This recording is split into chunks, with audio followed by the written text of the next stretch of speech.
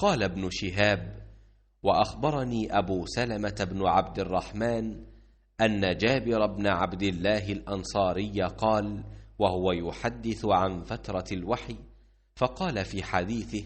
بين أنا أمشي إذ سمعت صوتا من السماء فرفعت بصري، فإذا الملك الذي جاءني بحراء جالس على كرسي بين السماء والأرض، فرعبت منه فرجعت، فقلت: زملوني، فأنزل الله تعالى: يا أيها المدثر قم فأنذر، إلى قوله: والرجز فاهجر، فحمي الوحي وتتابع. تابعه عبد الله بن يوسف وأبو صالح، وتابعه هلال بن رداد عن الزهري، وقال يونس ومعمر بوادره.